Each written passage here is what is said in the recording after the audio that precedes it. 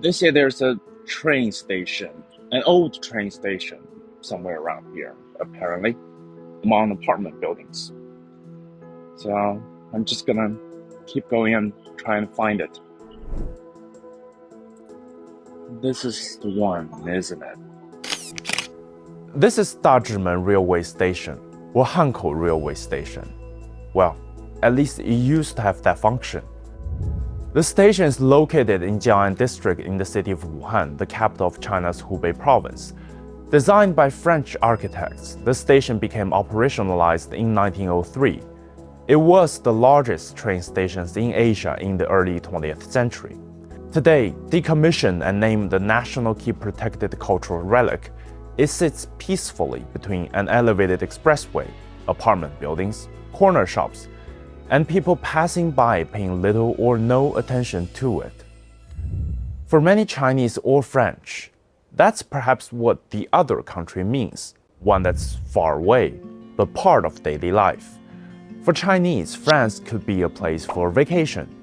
Before the COVID-19 pandemic, more than 2 million Chinese tourists visited France each year.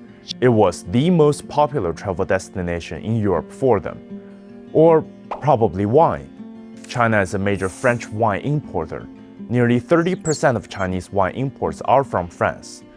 For French people, China could mean employment. So far, Chinese investors have invested in over 900 French companies, employing over 50,000 local employees in France. Or interestingly enough, a 210-year-old castle in France had chosen to use full sets of higher appliances. The familiarity and intimacy between China and France had its foundation laid 60 years ago.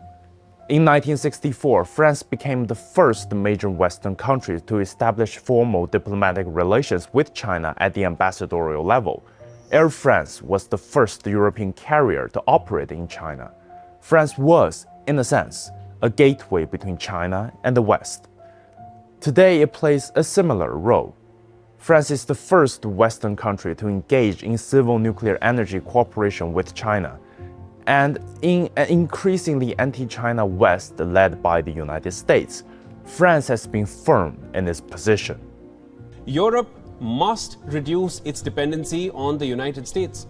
The great risk Europe faces is that it gets caught up in crises that are not ours, and this prevents it from building its strategic autonomy. We want to have the best possible relation with China. We want and we have to work with China to fix climate change, biodiversity crisis, and a lot of conflicts in this world. But we want to find the right way to respect each other. That independence of mind helps keep the China-France relations smooth. Today, France is China's third largest trading partner and third largest source of real investments in the European Union. China is France's largest trading partner outside the EU. Over 1,000 new French companies grow their business in China every year. Airbus's A320's second final assembly line project in Tianjin was launched in 2023. In sensitive areas such as chips and high-tech, we've seen Europe's second largest chip maker ST Microelectronics developing a joint venture in Chongqing. In many ways, the French stand on their own 2 feet.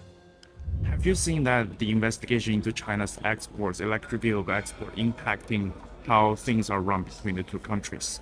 That's the European Commission's decision. It's not like there is lobbying from, France or France OEMs. It's an independent decision of the European Commission. And I think for the end customer, the more choice, innovation, offer, the bigger the offer, the better it is for the end consumer, and also probably cheaper. It makes the prices also go down. I think there is a lot of in common between France and China. We know this year is on top of the 60th anniversary of the diplomatic relation. And I think being a French company involved in a food environment, there's even more connection, because we know that this is probably something that China and France have a lot in common, is the love of food and how important it is in the daily life. Like the Dazhimen station I showed you at the beginning of this video, this relationship has made enormous impacts on our day-to-day lives. Sometimes we might not think of it, but this is a relationship that has great history and even greater potential. And perhaps it is this kind of a relationship, one that's both intimate and elevated, that lasts long.